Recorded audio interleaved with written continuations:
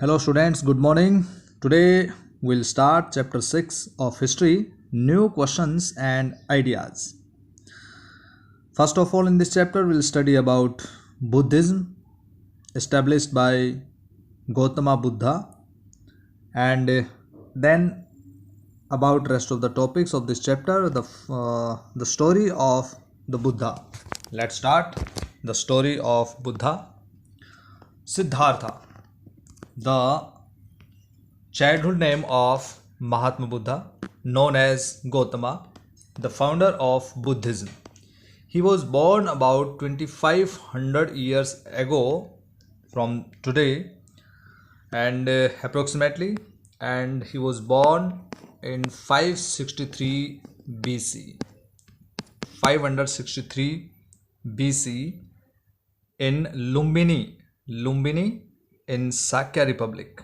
At that time, Lumbini was in Sakya Republic, and he was died in 483 BCE at Kushinagar, Malla Republic. Kushinagar, Malla Republic. Both of the things you have to remember, dear students. This was a time of rapid change in the lives of people. As you saw in chapter 5, some kings in the Mahajanapadas were growing more powerful.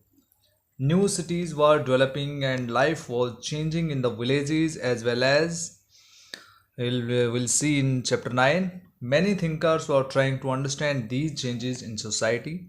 They also wanted to try and find out the true meaning of life. The Buddha belonged to a small Gana known as Sakyagana. Sakyagana. As we discussed that his father was Suddhodana, and Gautam Buddha was known as Sakyamuni, means sage of the Sakyas. So he belonged to Sakyagana and was a Kshatriya. And due to the ashrama system, Brahmanas, Kshatriyas, Vaishyas and Shudras. 4 parts were there of the society. 4 kinds of people were there. So Mahatma Buddha was Kshatriya. When he was a young man, he left the comforts of his home in search of knowledge.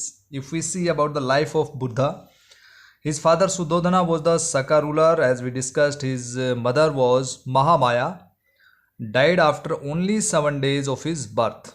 When Gautam Buddha was born, so after 7 days, his mother died. He was brought up by his aunt Gautami. So on the name of Gautami, he is called Gautama, right? Gautama Buddha.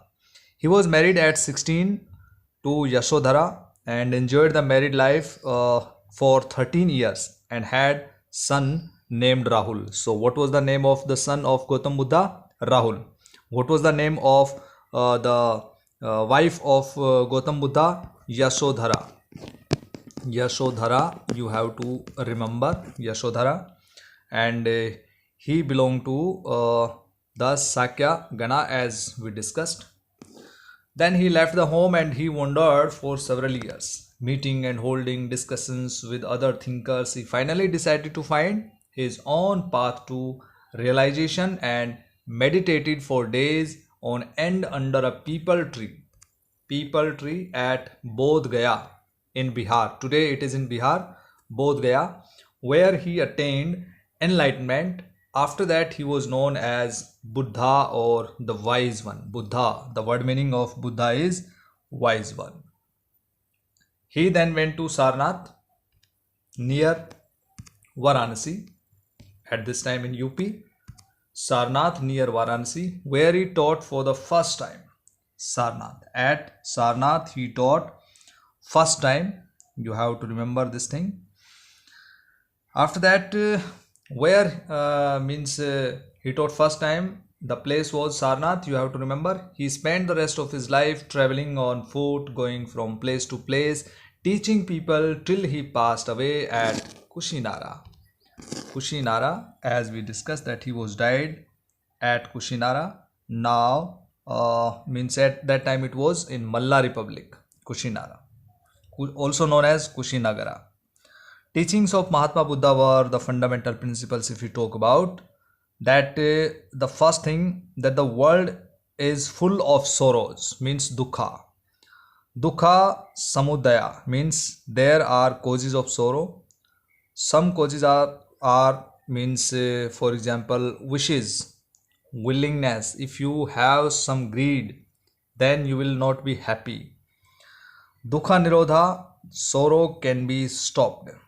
If we leave our wishes, we can avoid sorrows. Path leading to cessation of sorrow. According to Buddha, roots of all human misery was desire and wishes or willing, and its annihilation was the surest way of ending unhappiness.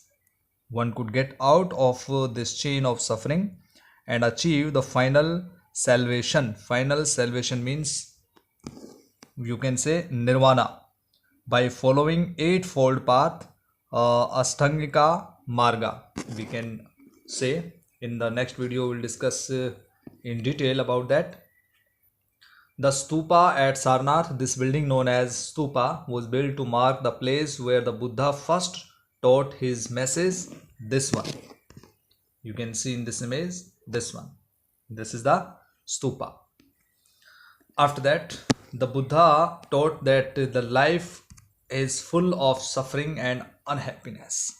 This is caused because we have karmings and desires. We want something. If we do not get, we can become unhappy, which often cannot be fulfilled. So our desires are not fulfilled, then we can become disappointed and unhappy. So this is the cause of sorrow. If we do not have desires, according to Mahatma Buddha, we will not be unhappy, and we will be happy.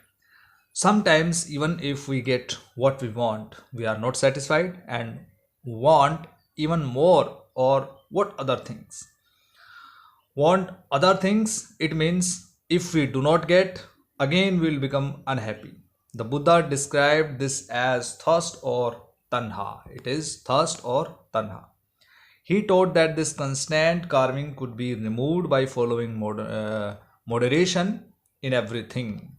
He also taught people to be kind and to respect the lives of others, including animals. So we should not kill animals, we should not harm any living beings. He believed that the results of our actions, called karma, what we do means this is our action or karma, whether good or bad, affect us both in this life and the next. If we do good karmas, means good actions, then we'll get good.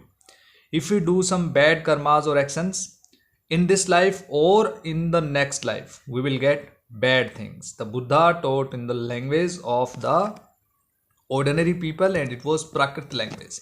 So dear students, you have to remember what was the language of ordinary people. Ordinary people used to speak Prakrit language so that everybody could understand his message. So he delivered the speeches, delivered the teachings, and spread his ideas in Prakrit language more and more. He also encouraged people to think for themselves rather than to simply accept what he said. Let's see how he did this. The story of Kissa Gotami. It's very important and interesting story of Kissa Gotami. Here is a famous story about the Buddha. Once there was a woman named Kissa Gotami. Kissa Gotami was a lady, and her son died. She was so sad that she roamed through the streets of the city carrying the child with her, asking for help to bring him back to life. A kind man took her to the Buddha, right? Then she went to Mahatma Buddha. The Buddha said, "Bring me a handful of mustard seeds." Mahatma Buddha said that I will make your son alive. I'll bring your child back to life. I want a handful of mustard seeds.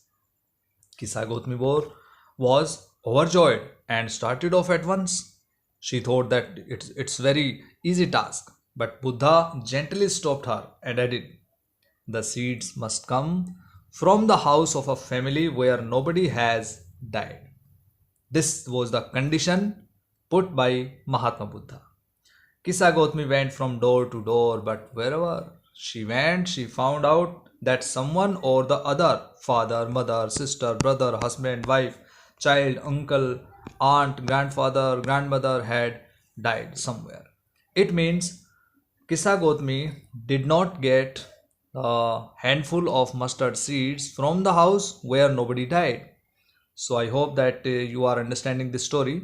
And also, Kissa Gotmi understood that she was thinking wrong because her child was died, and she knew now that he could not be back to life.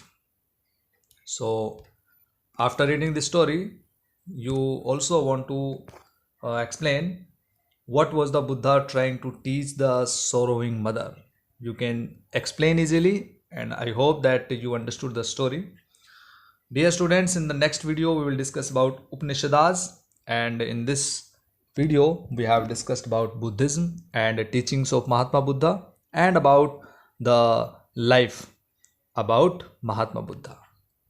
Thank you. Have a nice day.